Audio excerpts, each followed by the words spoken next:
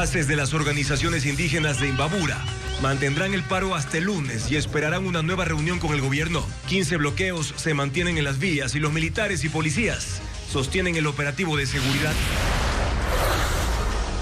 Los explosivos utilizados en el ataque en Guayaquil son del mismo tipo de los que utilizan los grupos criminales, como los Lobos, especialmente para la minería ilegal. Y según el comandante policial de la Zona 8, es el principal indicio para vincularlos al hecho. El futbolista de Liga de Portoviejo, Brian Angulo, fue atacado a tiros y resultó herido cuando se dirigía a entrenar. Su club denuncia que varios de sus jugadores han sido amenazados. Un juez de Manabí fue asesinado por sicarios cuando dejaba a sus hijos en un plantel educativo en Montecristi. El magistrado tenía el caso de blanqueo de activos que vinculaba a Fito y su familia. 3.000 mujeres al año son diagnosticadas en Ecuador con cáncer de mama. La falta de diagnóstico y atención oportuna convierten a este tipo de cáncer en el más mortal del país. Tras una noche de multitudinarias protestas en Lima y otras 13 ciudades peruanas, que dejaron un muerto y 100 heridos, congresistas de oposición presentaron una moción para destituir al presidente interino, José Gerí, que tiene apenas 6 días en el cargo. 5 hoteles ecuatorianos recibieron llaves Michelin, que reconocen a los mejores alojamientos del mundo. Televistazo describe el secreto de sus éxitos. Jueves 16 de octubre, día 25 del paro impulsado por la CONAIE y varias de sus organizaciones indígenas. Vías en la provincia de Imbabura continuaron bloqueadas durante esta jornada. Bienvenidos amigos a Televistazo Estelar.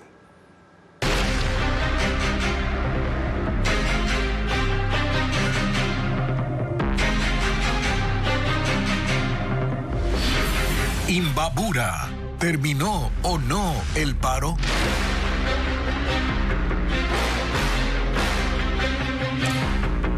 Las organizaciones indígenas de base rechazaron los acuerdos alcanzados por sus líderes con el gobierno. Aseguran que continuarán con los bloqueos y exigen la retirada de los militares. El lunes de la próxima semana habrá una nueva reunión con el régimen, según la alcaldesa de Otavalo. Diego Puente sigue y actualiza la información de lo que está ocurriendo. Los bloqueos en las vías se mantendrán en Imbabura. Esa decisión la tomaron representantes de 11 comunidades indígenas en una reunión abierta en el Parque Simón Bolívar de Otavalo este jueves. La medida continuará hasta que exista un documento firmado por el gobierno comprometiéndose a cumplir sus peticiones, que se darán a conocer el lunes. Ese día se espera la llegada de la ministra de Gobierno, Zaida Rovira, y otros funcionarios para continuar con las conversaciones, según informó la alcaldesa de Otavalo, Anabel Hermosa, quien medió en el diálogo. Entre los pedidos están la desmilitarización de la provincia, indemnización a los deudos de los comuneros asesinados en el contexto de las manifestaciones y el análisis del decreto 126 con el que se eliminó el subsidio al diésel. En varias ocasiones y con los ánimos encendidos, los comuneros desconocieron a los líderes de 2 organizaciones que habían llegado a un acuerdo la víspera con autoridades del gobierno. No les maltraten. Yo he estado con el padre Cristian. No han sido ningunos vendidos. No sean vendidos. Tras la reunión, comuneros amenazaron con obligar a cerrar los negocios este jueves. Hasta la tarde no se había ejecutado esta amenaza. De forma paralela, la CONAIE reconoció en un comunicado que no fue convocada a la mesa de diálogo.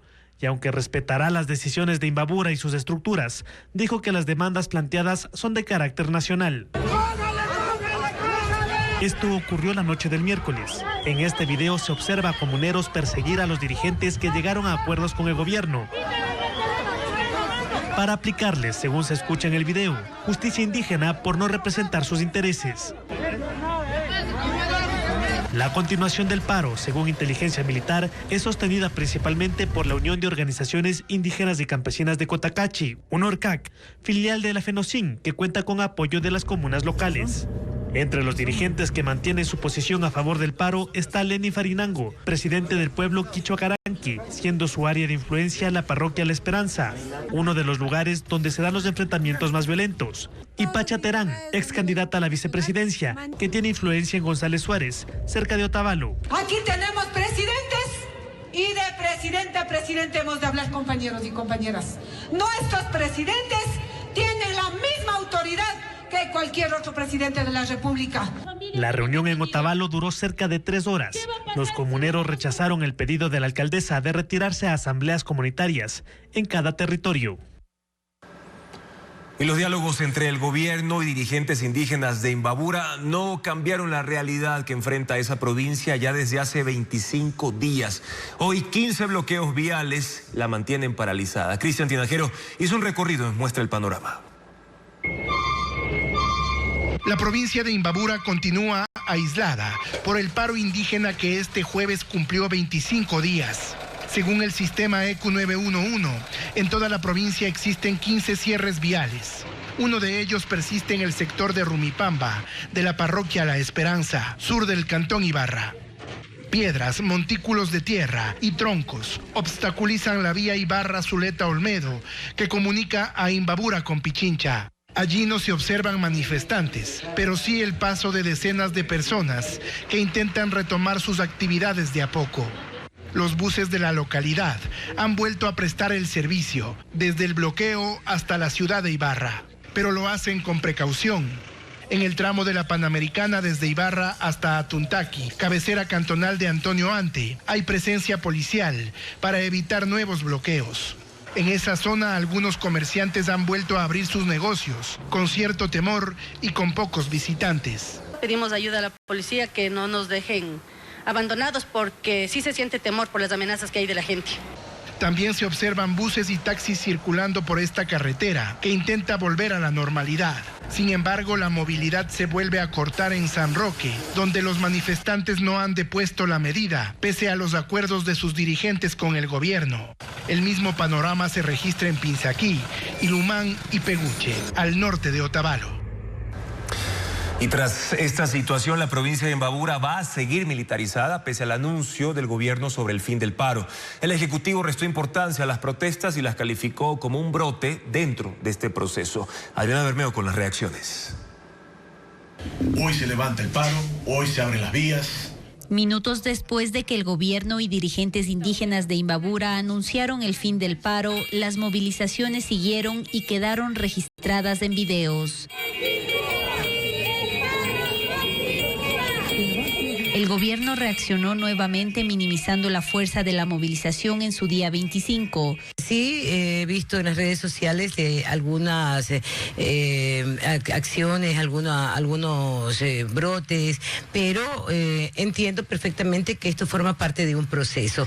Vamos a esperar las próximas horas. Anunció que el gobierno tiene un plan para reactivar Imbabura, para reparar a las familias de los 2 comuneros fallecidos y a los heridos graves, manifestantes y uniformados. El presidente Daniel Noboa mantiene la misma línea. En un evento en El Oro dijo que no permitirá que las exigencias marquen la agenda del gobierno. Creen que nos pueden trabar en el conflicto poniéndonos ahí a 300, 400 personas a pegar 3 gritos, pero nosotros somos más fuertes que esos y nosotros también somos más hábiles que eso. No caemos en la agenda de nadie. Ecuavisa conoció que por ahora se mantiene la militarización de Imbabura con 7.000 uniformados entre policías y militares. El lunes se prevé la instalación de nuevas mesas de diálogo entre el gobierno y la dirigencia local. Pese al anuncio del fin del paro, los periodistas que se desplazaron desde Quito a la cobertura recibieron amenazas y tuvieron que ser evacuados en helicópteros militares, pues no había garantías para seguir con su trabajo. En el trayecto captaron imágenes del estado de la vía E35 que se muestra sin manifestantes.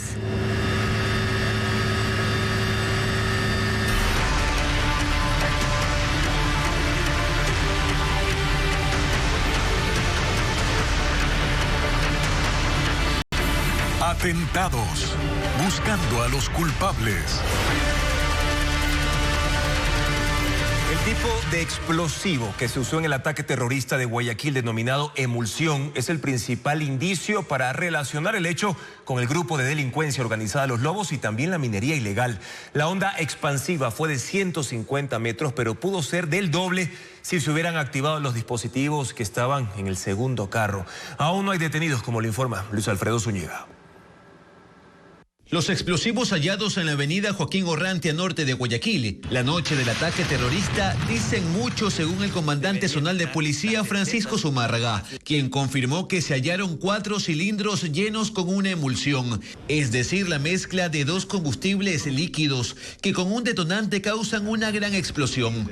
Eso les dio la pista para apuntar a un responsable. Es un explosivo de alto poder. Estas emulsiones justamente son utilizadas en la industria minera para triturar las rocas y poder avanzar con la obtención del recurso.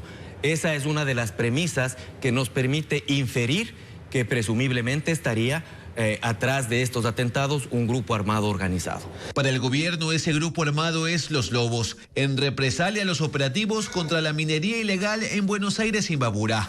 En el último hecho el lunes, un día antes del ataque en Guayaquil, hubo 7 detenidos y según el ministro del Interior, John Reinberg, pertenecían al grupo armado colombiano Oliver Sinisterra. Para Mario Pazmiño, ex jefe de inteligencia militar, vincular el ataque con estos grupos sí tiene sentido. Puede ser una retaliación, porque ahí no solo están grupos nacionales, también están grupos colombianos. Y los conos de explosivos son elementos que utiliza la guerrilla colombiana para causar el mayor destrozo posible. Y vimos también en ciertos puentes la colocación de tanques de gas conectados con explosivos. Exactamente el mismo sistema que utiliza la guerrilla de Colombia. Según las investigaciones, la onda expansiva de la explosión en la calle Joaquín Orrantia alcanzó un radio de 150 metros a la redonda. Pero si hubiera detonado el resto de artefactos que estaban en el segundo vehículo, hubiera sido del doble, es decir, 300 metros, llegando a un hospital, una torre médica, otros edificios de oficinas, restaurantes y más negocios, además de dejar daños aún más graves en los edificios cercanos y el centro comercial. Y hubiera aumentado el número de víctimas. La policía tampoco descarta que haya relación entre este ataque y los ocurridos en puentes de Churute y Molopongo, en Guayas y Azuay respectivamente. Existen varios eventos que se han realizado el mismo día. Entonces, aquí nos hace partir de la premisa que presumiblemente pueden estar relacionados. La policía dice que ya han recogido los videos de cámaras de seguridad y tienen más presunciones, aunque aún no hay detenidos. Un operativo se desplegó en la cooperativa San Francisco, desde donde salieron los ocupantes de los 2 autos con explosivos. También en el sector Portete se detuvo a 11 personas. Según la policía, de los grupos armados Los Tiguerones y Águilas, decomisaron armas, municiones, chalecos tipo militar, dinero, radios de comunicación y más.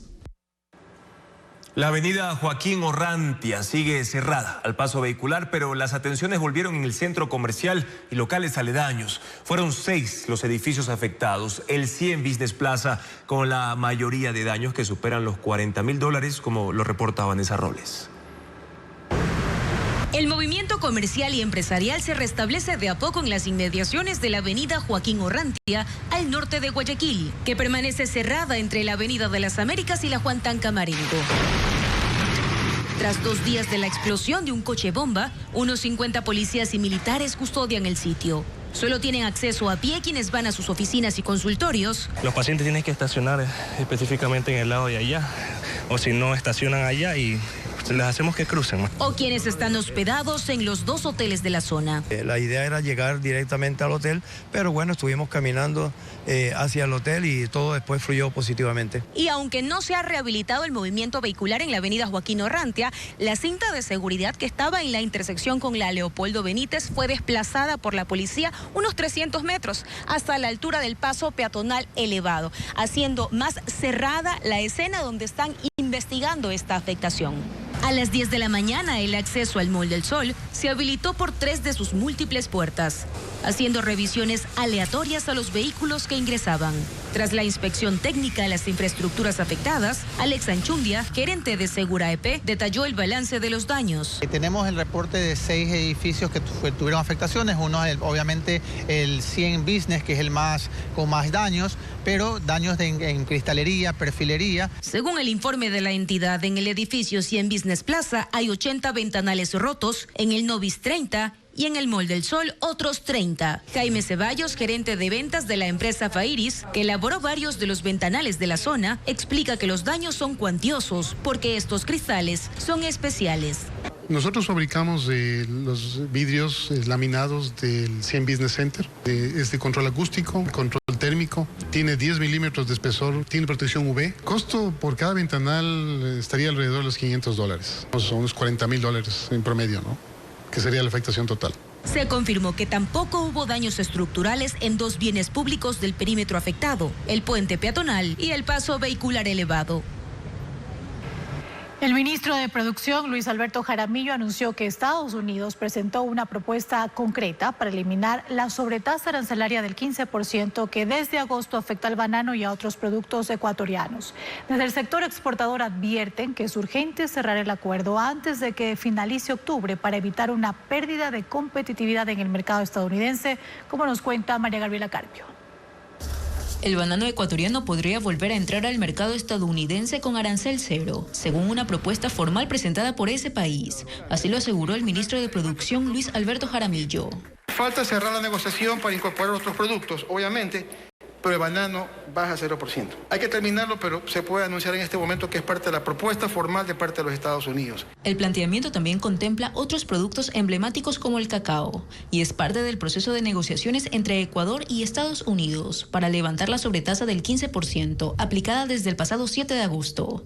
De concretarse, la medida devolvería competitividad a la oferta ecuatoriana frente a países como Colombia, que ya cuentan con acuerdos comerciales con Estados Unidos. Pero desde el sector exportador, el optimismo viene acompañado de urgencia. Si esta sobretasa no cambia en el transcurso de las próximas semanas y no damos una señal potente, vamos a empezar a ver que el peso de ese incremento que va a ser trasladado seguramente a los consumidores en Estados Unidos decantará en una menor demanda. El presidente ejecutivo de FedExport, Javier Rosero, sostiene que los tiempos de negociación se han extendido por el cierre administrativo en Estados Unidos, pero estima que el proceso se acelere antes de que finalice octubre, cuando se cierran los contratos para el primer trimestre del 2026. Por eso es tan importante que cerremos lo más pronto posible para dar esa señal de seguridad y de previsibilidad a los compradores antes de que nuestros competidores sigan mostrando reducciones en sus precios, porque tienen estructuras de costo muy flexibles que van desplazando al producto ecuatoriano no por calidad, pero sí por accesibilidad de precio. Estados Unidos es nuestro segundo principal socio comercial. Entre enero y agosto de este año, Ecuador exportó $4.023 millones en productos no petroleros no mineros a ese mercado. Por eso, según FedExport, el reto es incluir en el listado otros productos como el camarón, atún procesado y brócoli. Estos dos últimos pagan hasta un 30% en aranceles. El futbolista Brian Angulo fue víctima de un ataque armado la mañana de este jueves. Liga de Portoviejo, equipo en el que juega Angulo, denunció que sus jugadores han recibido amenazas previo a su próximo partido. Luis Alfredo Zúñiga informa que 2 personas ya fueron detenidas. Dispararon a plena luz del día, sin reparo alguno por quienes circulaban en buses, carros o motos. El objetivo era asesinar al jugador de Liga de Portoviejo, Brian Angulo, en los exteriores del Estadio Reales Tamarindos, en la capital de Manabí. Pero la policía impidió que los 2 sicarios huyeran en una moto. Empezó una persecución a pie con cruce de balas entre los carros de la avenida Universitaria, llena de comercios y oficinas. Militares y otros jugadores del club se sumaron y cuadras más adelante capturaron a los atacantes. Son Marlon G., de 28 años, con antecedentes por tenencia de armas, y Stalin C., de 23 años. Ellos tenían 2 pistolas 9 milímetros y, según la policía, pertenecen a la banda Los Choneros. El jugador se encuentra herido en condición estable y fue llevado a una casa de salud. Habría recibido un disparo en el pie que no compromete su vida. Liga de Portoviejo aseguró que sus jugadores han recibido amenazas relacionadas con el partido programado para este viernes frente al Club Búhos. Rechazó todo acto de intimidación e hizo un llamado para que el encuentro se dispute en un escenario que garantice la seguridad de los protagonistas. Dentro y fuera del campo, la policía señaló que no han recibido denuncias de estas amenazas. Sin embargo, sí hay que recalcar que en enero del 2024 fue allanado un domicilio en la ciudad de Guayaquil del mencionado futbolista, en donde hubo una detención. Policía Nacional venía investigando ciertos vínculos que se podrían tener. Entonces, no descartamos de que este atentado obedezca a esta relación que tenemos tenía con grupos delictivos. Un ataque que ocurre mientras sigue en curso una investigación por amaño de partidos en la segunda categoría del fútbol ecuatoriano, relacionado con apuestas deportivas ilegales. Un informe de la Dirección de Integridad y Piratería de la Liga Pro revela la existencia de una estructura organizada para manipular los resultados. Jugadores han confirmado a Ecuavisa haber sido extorsionados para que pierdan partidos. El presidente de Liga Pro, Miguel Ángel Or, confirmó que la estructura ilícita existe y han detectado que opera al menos desde hace 2 años. El exfutbolista Jonathan González fue asesinado en Esmeraldas el 19 de septiembre y 9 días atrás mataron a Michael Valencia y Leandro Yepes en Manta. Seguimos con más información. Este jueves la directiva de la Asociación de Municipalidades del Ecuador, presidida por Patricio Maldonado, continúa en funciones y mantiene la representación legal de ese organismo. Realizará la elección de autoridades este sábado y espera el pronunciamiento de la Corte Provincial de Azuay sobre la designación de Yuri Colorado por un grupo de alcaldes autoconvocados.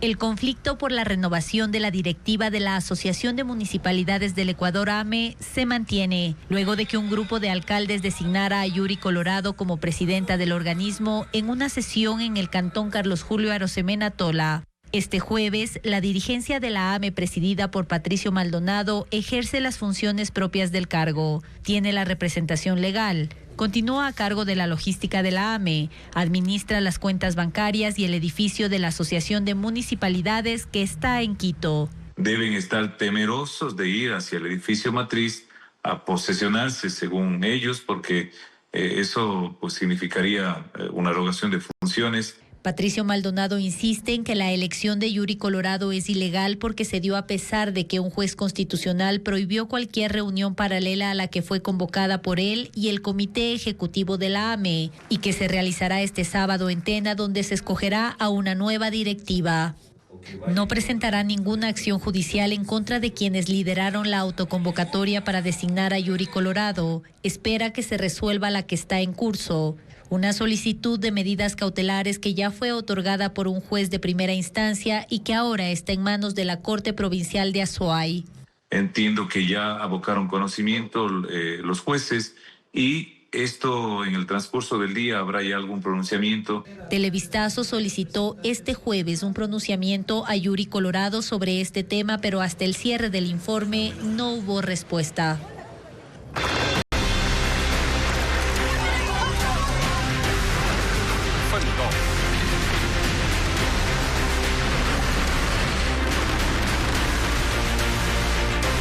Mundo.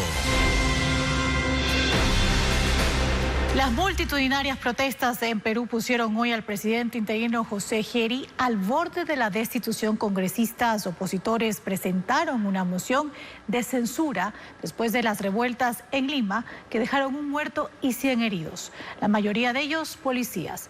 Geri, con apenas 6 días en el cargo, ha dicho que no va a renunciar. El reporte con Pedro Jiménez. Perú pasa por un nuevo momento de inestabilidad política a pocos días de haber tenido un repentino cambio de gobierno. La tarde y noche del miércoles, miles de personas estuvieron en las calles de Lima y otras 13 ciudades en una marcha que, si bien fue convocada por la Generación Z contra la inseguridad antes de la caída de Dina Boluarte, sumó a otras organizaciones que, buscando un cambio radical, se unieron al grito de que se vayan todos. Quieren fuera al presidente José Geri y a todos sus ministros. La manifestación derivó en desmanes, enfrentamientos con la fuerza pública, dejó un muerto y 100 heridos, más de 80 son policías. Grupos políticos de oposición no han tardado en buscar una vez más una salida en el Parlamento y esta tarde presentaron una moción de censura en contra de la directiva del Congreso que presidió Geri y que como cabeza del legislativo lo llevó a suceder a Boluarte. Los votos no les alcanzaron. Geri seguirá en la presidencia de Perú y ha dicho que no va a renunciar. Y hoy tenemos que sostener la estabilidad de nuestro país en base al diálogo para buscar la unidad.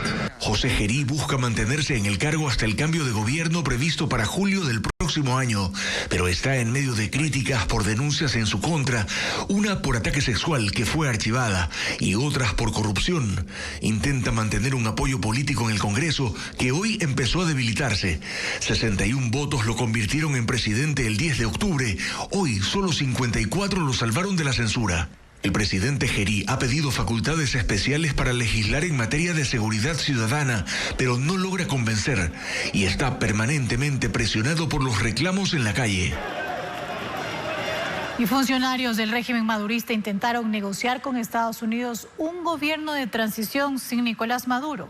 Según un artículo del Miami Herald, 2 miembros del círculo íntimo de Maduro ofrecieron 2 alternativas. La primera, que Maduro dejara el poder con garantías de seguridad en Venezuela, y la otra, enviarlo al exilio. Merlis González tiene los detalles. Líderes venezolanos ofrecieron a Estados Unidos un camino para mantenerse en el poder sin Maduro. Es el título del artículo del Miami Herald, que asegura que a un grupo de altos funcionarios del gobierno venezolano, liderado por la vicepresidenta Delcy Rodríguez y su hermano Jorge, quien es el presidente de la Asamblea Nacional, ha promovido silenciosamente una serie de iniciativas en los últimos meses, destinadas a presentarse a Washington como una alternativa más aceptable al régimen de Nicolás Maduro. Según el texto, se presentaron 2 propuestas con la ayuda de intermediarios cataríes. La primera, en abril de este año, planteaba que Maduro renunciara, permaneciera en Venezuela con garantías de seguridad y se retiraran los cargos penales en su contra. Delcy asumiría la presidencia y a cambio Estados Unidos tendría acceso a las industrias petroleras y mineras. En septiembre se presentó la segunda. En ese escenario, Maduro sería exiliado a Qatar o a Turquía y el nuevo presidente sería Miguel Rodríguez Torres, un exministro del Interior y antiguo jefe de inteligencia del chavismo, actualmente exiliado en España, pero con fuertes conexiones militares. Ambas propuestas dejaban de lado a María Corina Machado y Edmundo González por su postura inflexible al acuerdo. En su lugar buscarían el apoyo de otras caras de la oposición para aparentar pluralidad. Pero el intento de traición o de salvavidas de Maduro, gestionado por los Rodríguez, se topó con el rechazo del secretario de Estado estadounidense, Marco Rubio, que lo consideró un intento de preservar las estructuras criminales en Venezuela. La historia publicada por el Herald concluye que desde entonces Washington adoptó una política de cero diálogo con funcionarios del régimen sancionados. Y en el Día Mundial de la Alimentación, el Papa León XIV, que participa en la cumbre organizada por Naciones Unidas en Roma, hizo un enérgico llamado a erradicar el hambre y denunciar las desigualdades globales. Recordó que 673 millones de personas pasan hambre y que 2.300 millones carecen de acceso a una alimentación adecuada. El pontífice califica la situación como un fracaso colectivo. Además, ha criticado el uso del hambre como arma de guerra. El festival Escenarios del Mundo se desarrolla hasta el 20 de octubre en el Teatro Pumapungo de Cuenca, con compañías invitadas de 7 países. Diana León nos cuenta los detalles. Hasta el lunes 20 de octubre, el Teatro Pumapungo de Cuenca es la sede del Festival Internacional Escenarios del Mundo. La cita cultural de artes escénicas convoca agrupaciones de 7 países con propuestas que mezclan lenguajes y géneros.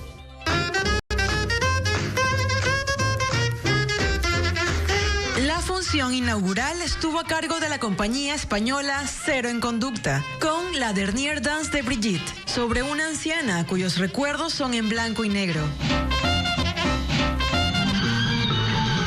Desde Chile, otro invitado es Ciclester y su producción El Cruce Mágico en Bicicleta. Este jueves, la actriz y dramaturga uruguaya Lucía Trentini presentará Electra, una opereta que agrega tragedia e ironía a los lugares impuestos a la mujer a lo largo de la historia. Desde Colombia, la compañía Espacio Escénica protagonizará la obra Super Pasito, cuyo título significa en ese país estar en silencio. Se pueden consultar los horarios de las funciones en las redes sociales oficiales del Festival Escenarios del Mundo. Guayaquil apuesta por el turismo de convenciones desde el año 2014. Para quienes han estado al frente del turismo en la urbe, proponen estrategias para que la ciudad supere las cifras conseguidas antes de la pandemia. Luis Alfredo Zúñiga le da seguimiento a este tema con el siguiente informe. Para el gremio turístico, Guayaquil es una ciudad de negocios que con sus hoteles 5 estrellas y el centro de convenciones es idónea para ser la anfitriona de congresos nacionales y extranjeros y captar a los visitantes que ese nicho deja, denominado Turismo Mais, por sus siglas en inglés, y que genera 4 veces más ingresos que el turismo de ocio. Pero conseguirlo no es sencillo. Es un segmento que necesita un trabajo especializado. Según Gloria Gallardo, expresidenta de la liquidada Empresa Pública Municipal de Turismo, Promoción Cívica y Relaciones Internacionales. Hay que especializarse en las relaciones, en el conocimiento de cómo funciona un buró de convenciones, en saber que los congresos en el mundo rotan. Para poder captarlos, tenemos que estar conectados con una institución internacional que maneje las estadísticas. Ella señala que Guayaquil empezó ese camino en 2014, con la creación de la Empresa Municipal de Turismo y el Buró de Convenciones, además del vínculo con la Asociación Internacional de Congresos y Convenciones, o ICA por sus siglas en inglés. Dice que dejó de ser una ciudad de paso y los resultados empezaron a relucir en 2017 y crecieron en 2018 y 2019, pasando de 18 eventos a 150, de 6.000 visitantes a 70.000, de 34.000 noches de alojamiento a 141.000 y de una derrama económica de $47 millones a 387. En ese año la ciudad fue reconocida como el destino que más creció en congresos y convenciones, un 500%. En Latinoamérica, del puesto 47 en que estábamos, subimos al puesto 16. Y en el mundo, Guayaquil subió del puesto 464 al 143 entre 5.124 ciudades del mundo. La pandemia detuvo el crecimiento disminuyendo los eventos en 2020 a menos de la mitad del 2019 y se llegaron hasta 102 en 2022, según cifras de Gloria Gallardo, dejando un gasto económico de $400 millones. Además, la proyección de 77 eventos en 2023. Para seguir en esa senda, considera que es necesario que se retome por ordenanza el Buró de Convenciones y tener nuevamente una empresa pública de turismo. Crear la marca turística, que el Buró de Convenciones, el trabajo que se hace no puede parar. Guayaquil, sin Empresa Pública Municipal de Turismo, no está, al igual que Quito, que Cuenca y que Manta, que tienen sus empresas o fundaciones y que tienen sus burós de convenciones totalmente oficiales y consolidados. A eso se suma aumentar la oferta turística en la urbe para que los visitantes que lleguen a los congresos tengan que hacer y que se trabaje en equipo entre gobierno, alcaldías, empresa pública y privada para atraer más eventos. Y hablando de este tema, les contamos ahora que 5 hoteles ecuatorianos fueron reconocidos entre los mejores del mundo y recibieron llaves Michelin. Están en Quito, Guayaquil, Otavalo y Galápagos. Estos establecimientos combinan historia, sostenibilidad y también experiencias únicas. Joel Vanegas detalla cuáles son. 5 hoteles ecuatorianos están entre los mejores del mundo según la guía Michelin 2025, que enlista los servicios de alojamiento más exclusivos. Estos fueron galardonados con llaves Michelin. El distintivo es equivalente a las estrellas de la gastronomía. Las llaves premian a hoteles en distintos niveles. Una llave indica una estancia especial. 2 llaves significa que el lugar es excepcional. Y 3, que el hotel es extraordinario. Inspectores anónimos son los encargados de elegir los establecimientos. Michelin eso tiene muy reservado. Manda clientes fantasmas, manda investigadores. Y lo que hace es mide la excelencia de la arquitectura, mide la calidad del servicio. Entre los ecuatorianos, el Picaya Lodge en las Islas Galápagos y el Machpi Lodge en el Chocó Andino alcanzaron 2 llaves Michelin. El Picaya, ubicado en el borde de una caldera volcánica en la isla Santa Cruz, combina lujo y sostenibilidad. Su construcción cuenta con materiales naturales como madera de bambú y mármol en sus terrazas y jardines. El Machpi Lodge, a 100 kilómetros de Quito, se levanta en medio de una reserva privada en el bosque nublado. Ofrece una experiencia inmersiva en uno de los ecosistemas más biodiversos. En Quito, la Casa Gangotena también fue reconocida con una llave por su excelencia clásica y su valor histórico. Y esta guía se distribuye a nivel mundial, es muy reconocida, entonces eso pone al Ecuador en un puesto importante para que los turistas vengan más al Ecuador. El Hotel Otavalo obtuvo una llave por mantener la esencia de las tradiciones indígenas de la región, con arcos de ladrillo, patios iluminados y una cuidada decoración.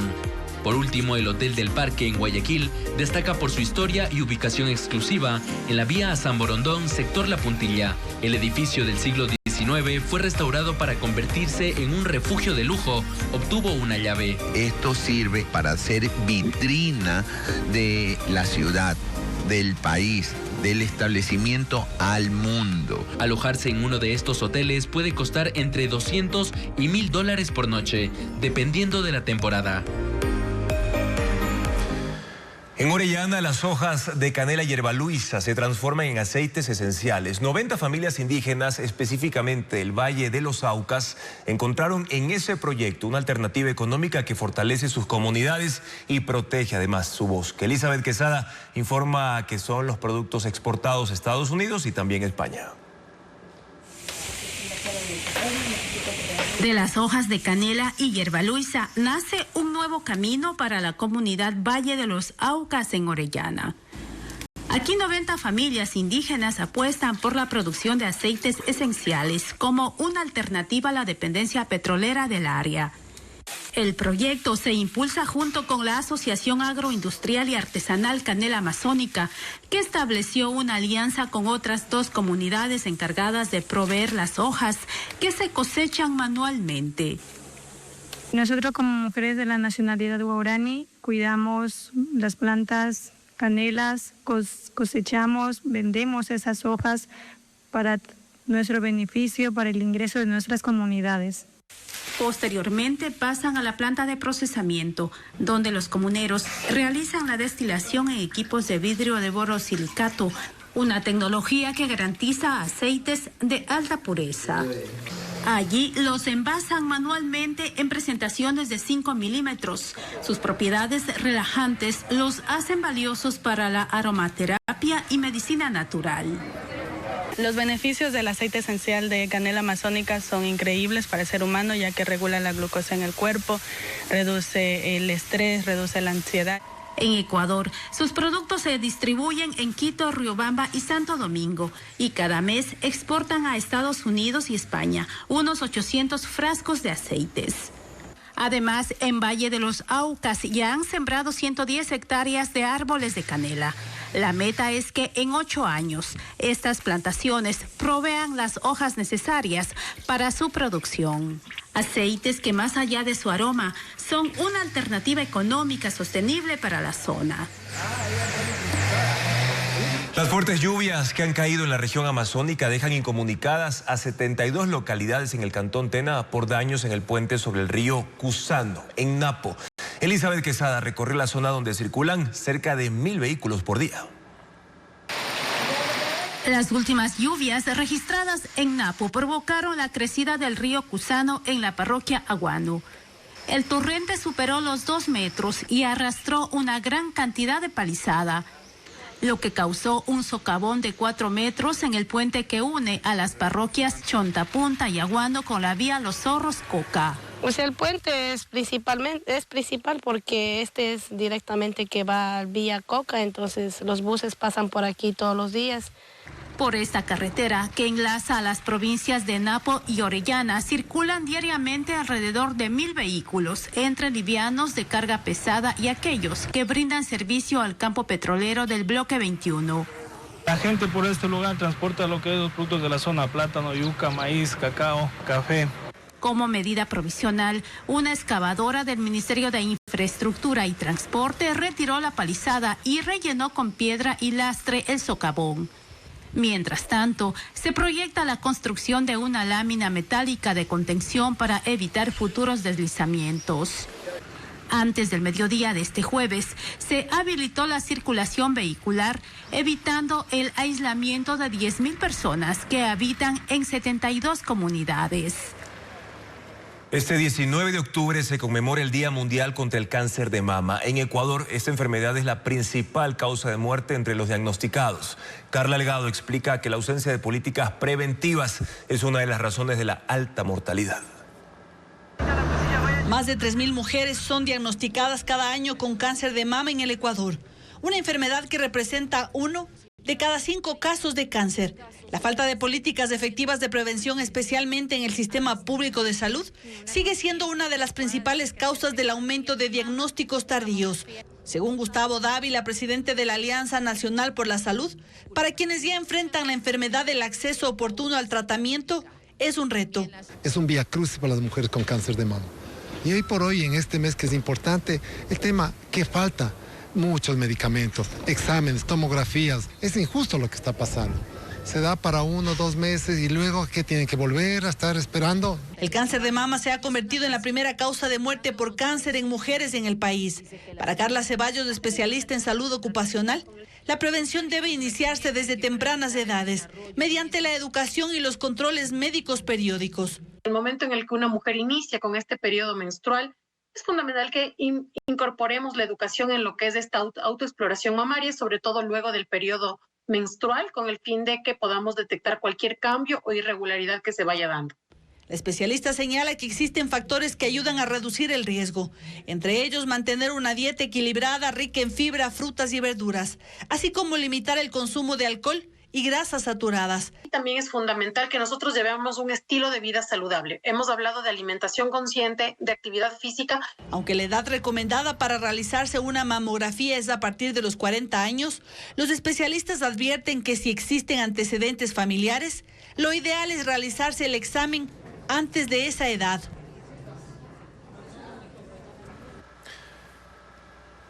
En el hospital de Ibarra, donde atendieron al comunero José Guamán, fallecido tras un impacto de bala, ingresaron otros 3 heridos. La Fiscalía abrió investigaciones penales por cada caso y también por las agresiones a la prensa. Jacqueline Rodas con más detalles. La Dirección de Derechos Humanos de la Fiscalía informó a la Asamblea sobre las investigaciones penales abiertas en Imbabura en el contexto del paro. Tras el enfrentamiento con las Fuerzas Armadas del pasado martes en Otavalo, que dejó como resultado la muerte del indígena José Guamán, se abrió un expediente en la Unidad de Uso Ilegítimo de la Fuerza. Pero otros 13 heridos ingresaron al mismo hospital, el San Vicente de Paúl de Ibarra, por heridas de bala de arma de fuego u objeto contundente. Cada caso se investiga de forma individual. La Fiscalía también abrió una indagación penal por la agresión policial que sufrió el asistente de Cámara de Ecuavisa, Santiago Gil, y realiza diligencias con la Defensoría del Pueblo y el Consejo de Comunicación para identificar a otros miembros de la prensa que fueron vulnerados. A nivel nacional, por el paro, el delito con más denuncias es paralización de un servicio público que registra 33. Otros delitos son extralimitación de un acto de servicio, incitación a la discordia, asociación ilícita, terrorismo, secuestro e instigación. La investigación por la muerte del comunero de Cotacachi, Efraín Fueres, que ocurrió el 28 de septiembre, sigue en curso. Y abrieron otra por el fallecimiento de Rosa Elena Paqui en Loja. La Fiscalía asegura que las autopsias de las víctimas del paro no las realiza personal policial o funcionarios que dependen del Ejecutivo. Para garantizar independencia, destinan un médico legista de la Fiscalía y otro civil, así como un veedor de las comunidades indígenas, un familiar o abogado particular para que esté presente en el procedimiento. Y el paro en Imbabura ya no solo se mide en días, sino en vidas alteradas. En 3 de sus cantones, Otavalo, Cotacachi y Antonio Ante, el bloqueo de vías y la falta de suministros mantienen a miles de familias aisladas, sin clases, sin trabajo y con mercados completamente vacíos. Cristian Tinajero nos muestra el panorama en esos territorios. Los 25 días del paro en Imbabura han alterado por completo la rutina de sus cerca de 450,000 habitantes. Otavalo, Cotacachi y Antonio Ante son las zonas más afectadas. En estas localidades, a punta de fuerza y amenazas, los manifestantes impiden la libre movilidad, el abastecimiento de productos y el desarrollo del comercio. Ni la infancia ha quedado al margen de los efectos de la paralización. Los niños dejaron de asistir a clases presenciales por seguridad y deben conectarse desde sus casas para recibir educación en línea. Los niños, al menos las 2 primeras semanas, no se acostumbraban a esto.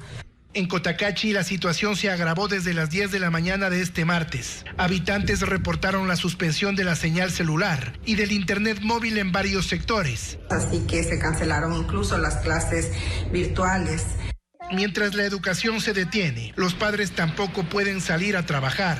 La circulación vehicular es mínima. Los conductores temen que les pinchen las llantas o les quemen los vehículos.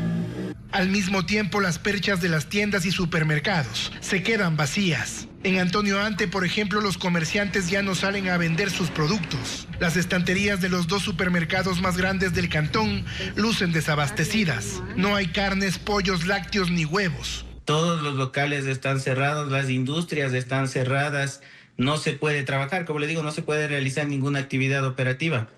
Los manifestantes no lo permiten, su agresividad ha hecho que los empresarios caigan en un pánico, en un miedo.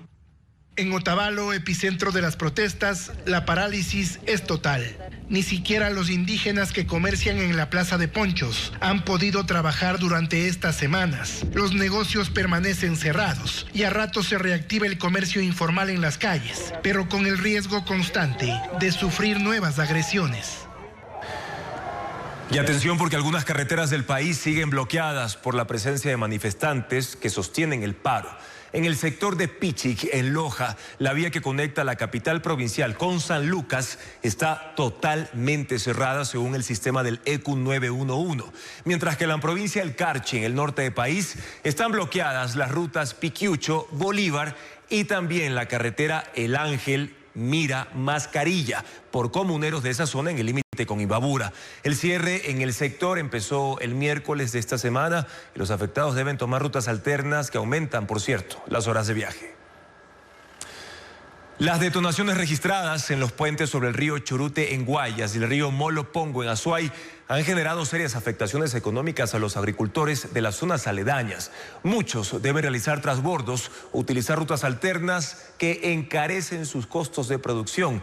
En Guayas, por ejemplo, el paso se habilitaría en un plazo de 30 días, mientras que en Azuay los trabajos para reabrir la vía hacia Cuenca ni siquiera comienzan. Fabricio Lapo con el informe.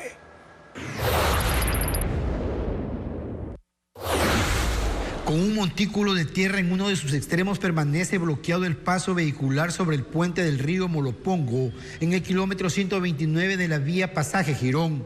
El cierre se mantiene tras el ataque con explosivos ocurrido la madrugada del miércoles, cuando 5 cilindros de gas con dinamita detonaron provocando daños en la estructura del viaducto.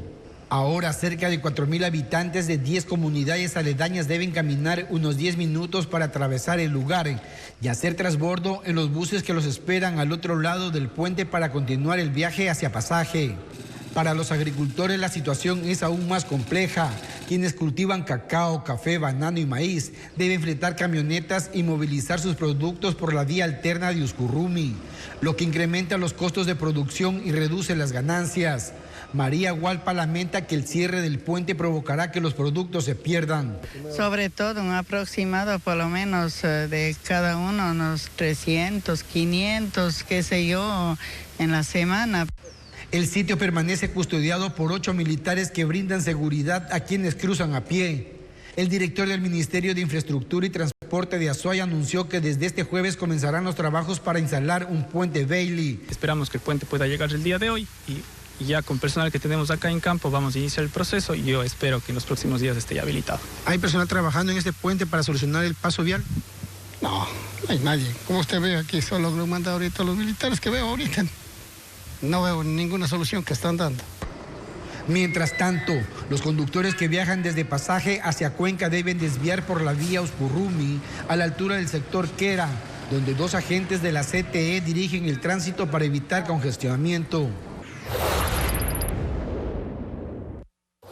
Tras el atentado con explosivos que inhabilitó el paso sobre el río Churute ubicado en el kilómetro 44 de la vía E25 Milagro Naranjal, la circulación que suele ser de unos 14.000 vehículos diarios, principalmente de carga pesada, se redujo a unas pocas motocicletas de los habitantes de ese sector de Guayas. Por esta vía pasa el banano, el camarón, los productos mineros, entre otras, que salen y se trasladan al puerto de Guayaquil. Por lo tanto, el impacto es realmente grave. El gobierno provincial instalará en 20 días 2 puentes Bailey. Ambas estructuras tendrán 30 metros de longitud y soportarán el peso de camiones y tráilers. El decomiso de combustible aumentó 19% en un mes tras la eliminación del subsidio al diésel, según un comunicado del Ministerio de Defensa. En septiembre de 2025, las Fuerzas Armadas decomisaron 102.311 galones de combustible frente a los 85.000 de agosto. Si se compara con las incautaciones en el mismo mes, pero del año anterior, el aumento alcanza un porcentaje importante. La mayor parte se concentra en Esmeraldas, Santo Domingo de los Áchilas, Orellana, Sucumbíos, Manabí y también la provincia del Oro. Además, se informó que en lo que va de octubre se han decomisado más de 91.000 galones de combustible. En Loja y Azuay operaba una red de trata de personas que explotaba sexualmente a mujeres captadas mediante engaños en zonas rurales. La organización delictiva fue desarticulada durante un operativo que contó además con el apoyo internacional. Hay 10 procesados. El testimonio de una adolescente rescatada en el año 2024 fue clave para descubrir a esa red criminal. Jacqueline Rodas con más información. Tras 6 meses de investigación, la policía, la fiscalía y la organización internacional Our Rescue descubrieron una red de trata de personas con fines de explotación sexual que operaba en Loja y Azuay. Manos aquí, pon la mano aquí, la mano aquí, la mano ahí. Allanaron hostales en las que hospedaban temporalmente a las víctimas. Mujeres jóvenes a quienes captaban con engaños en zonas rurales y luego las obligaban a prostituirse. Fue clave la información que dio una adolescente de 17 años que fue rescatada a finales de 2024. Los tratantes ofertaban a las víctimas por internet como un servicio prepago. Hubo 10 detenidos que fueron procesados en audiencia.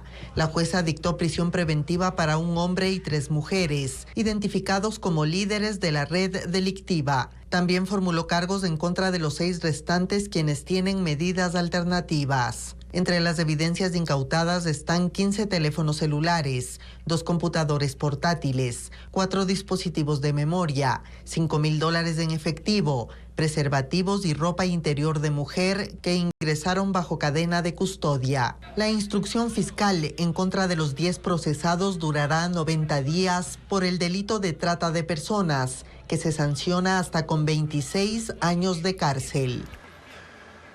Un juez de Manabí fue asesinado esta mañana cuando dejaba a sus hijos en un plantel educativo. Tras el crimen, las autoridades desplegaron un operativo de búsqueda, pero aún no dan con los responsables. El funcionario judicial no contaba con resguardo. El crimen ocurrió pasadas las 7 de la mañana de este jueves en Montecristi, en los exteriores de una unidad educativa. La víctima, identificada como Marcos Mendoza Pinargote, dejaba a sus hijos en clases cuando fue interceptado por sicarios. En la escena del crimen encontraron 4 restos de balas. El juez Mendoza había enfrentado una sanción administrativa por parte de la Judicatura que lo suspendió por 30 días de sus funciones a partir del 12 de junio. En ese entonces se informó que se trataba del magistrado que intentó comunicarse con el ministro John Reinberg en medio de las investigaciones del caso Blanqueo Fito.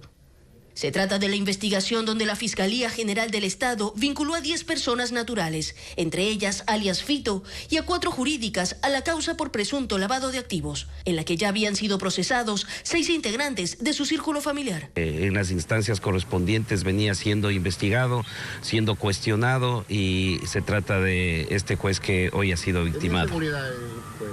No tenía seguridad porque nunca se le solicitó por parte a la Policía Nacional. La policía de Manta allanó un hostal buscando a los responsables, pero hasta el cierre de esta edición no hubo detenidos. Este asesinato genera preocupación en los servidores públicos del sistema judicial. El problema que está pasando ahorita el Ecuador es difícil, pero nosotros como fiscales, como jueces, tenemos que estar ahí. Para eso hemos sido y seguimos siendo fiscales. En un comunicado, la Asociación de Magistrados y Jueces del Ecuador expresó su repudio al asesinato del juez, indicando que este hecho evidencia la vulnerabilidad en la que se encuentran los y las servidoras judiciales, quienes piden una protección efectiva. En Manabí, 2 fiscales de Manta han muerto por la delincuencia.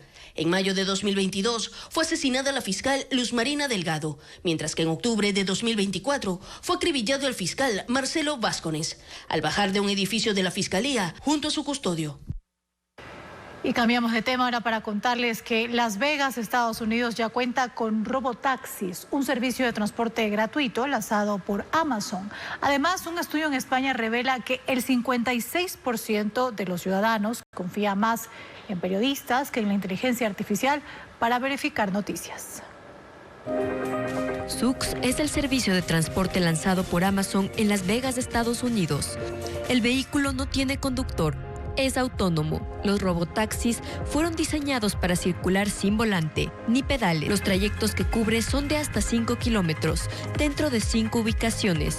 Y solo se requiere descargar una app para su uso gratuito. El servicio está en modo de prueba, mientras las autoridades estadounidenses analizan su viabilidad. Una encuesta de la Universidad de Pompeu Fabra revela que los españoles confían más en los periodistas que en la inteligencia artificial, es decir, el factor humano genera más credibilidad. De los 2.000 españoles encuestados, el 56% dijo creer más en el profesionalismo de los humanos, ante el 30% que se inclina por la inteligencia artificial, IA. Google integró la inteligencia artificial de Gemini a su navegador Chrome. Esta innovación permite a los usuarios interactuar con sitios web y realizar consultas sin salir del navegador, comparar y resumir información. Además, este asistente con IA permite hacer compras con supervisión y dar alertas de seguridad sobre sitios web y contraseñas. Esta actualización está disponible en Estados Unidos y se activará de manera paulatina en otros países. Y la inteligencia artificial ha encontrado espacio en los gimnasios. Rutinas personalizadas, métricas en tiempo real y entrenamientos inteligentes están transformando la forma de ejercitarse. Esta tendencia global ya llegó a Ecuador. Joel Vanegas ofrece los detalles. La inteligencia artificial transforma los gimnasios. Entrenamientos personalizados, métricas en tiempo real y rutinas inteligentes son una realidad en Ecuador. Actualmente se puede entrenar frente a pantallas que grafican el ejercicio a realizar, mientras el equipo mide variables del cuerpo: agua, músculo, grasa, talla y peso. Toda esa información se sincroniza con aplicaciones y pulseras que almacenan los datos y ajustan el entrenamiento para cada usuario. La tecnología da una mano a que estos instructores, por una parte, puedan hacer mucho mejor su trabajo, y por otra parte que los usuarios puedan cumplir con sus objetivos y que puedan adaptarse perfectamente a un entrenamiento mucho más personalizado y no tan general. Una de las innovaciones es el entrenamiento inteligente, un circuito de 30 minutos guiado por inteligencia artificial, usando 6 máquinas conectadas entre sí. El sistema evalúa la capacidad máxima del usuario y lo conduce de forma automática por cada estación, indicando cuándo avanzar. El peso no se regula manualmente, la inteligencia artificial lo ajusta de acuerdo al rendimiento. Incluso la postura de las máquinas se adapta sola para garantizar que la ejecución de cada ejercicio sea correcta. La inteligencia artificial te permite ir entendiendo los rangos de movimiento y la velocidad a la que debes trabajar para que tu músculo realmente pueda ejercitarse, ¿no? La tecnología también simplifica la experiencia de los usuarios. Una pulsera sirve para usar diferentes máquinas, registrar su progreso e incluso abrir y cerrar casilleros sin necesidad de llaves o candados. Las pantallas permiten vivir recorridos virtuales, como la simulación de un sendero al aire libre. Los gimnasios con inteligencia artificial son una tendencia global desde 2022 y en Ecuador empiezan a consolidarse. Por ahora están disponibles en Guayaquil y Quito.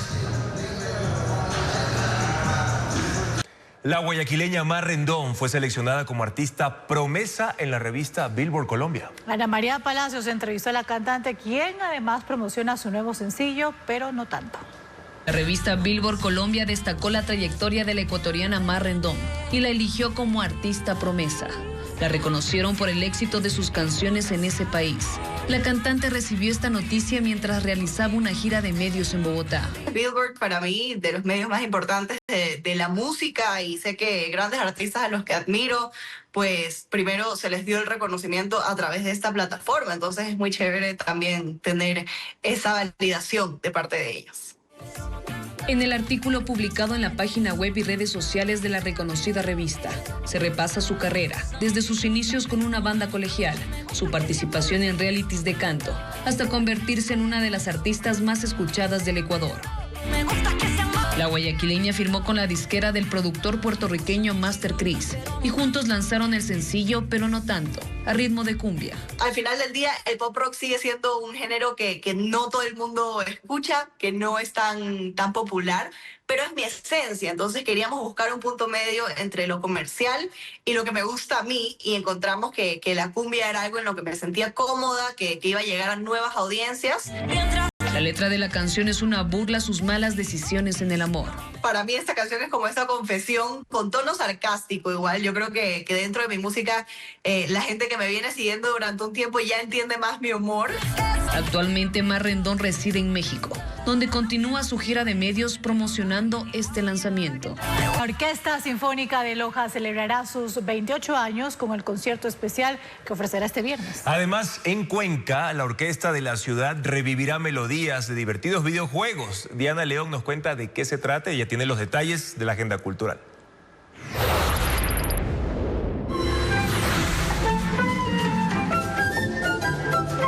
La Orquesta Sinfónica de Cuenca presentará este viernes su recital The Game, inspirado en melodías de famosos videojuegos. Los músicos revivirán la magia y la nostalgia de temas de Super Mario Bros., Pokémon, Leyenda de Zelda, entre otros. El recital, que promete emocionar al público, será en el Teatro Casa de la Cultura de Cuenca desde las 8 de la noche.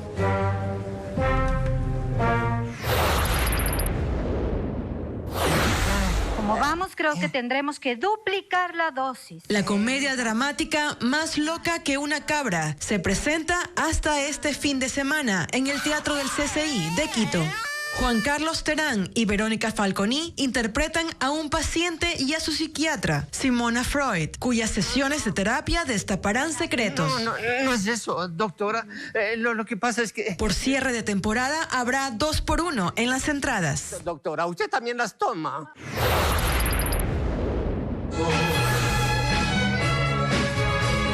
La Orquesta Sinfónica de Loja celebra este viernes su aniversario número 28 con un concierto especial. Bajo la dirección del maestro Luis Cueva Dávila, la velada incluirá música popular, baladas y otros géneros en nuevas versiones orquestales. El recital será a las 8 de la noche en el Centro Cultural Alfredo Mora Reyes de Loja. Y ahora vamos a hablar del famoso desfile del Victoria's Secret Fashion Show 2025 que se llevó a cabo anoche en la ciudad de Nueva York. Y el evento contó con un toque latino gracias a la presentación de la colombiana Karol G. Ana María Palacios con un resumen de la gala. La modelo Jasmine Toews, embarazada, abrió el Victoria's Secret Fashion Show 2025 con un conjunto decorado con perlas y alas minimalistas. La marca presentó su nueva propuesta de lencería.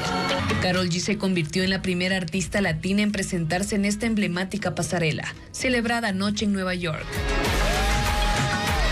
La cantante también desfiló con un conjunto rojo y alas que llevaban el mensaje Latina Forever. Adriana Lima, Alexandra Ambrosio y Gigi Hadid compartieron escena con modelos como Alex Consani, Barbie Ferreira y Precious Lee. El grupo surcoreano de K-pop Twice llenó de energía el escenario durante la segunda parte del desfile, fusionando música, coreografía y moda. Los Ángeles deslumbraron con majestuosas alas, elaborados atuendos, un espectáculo que se enfocó en la inclusión y diversidad.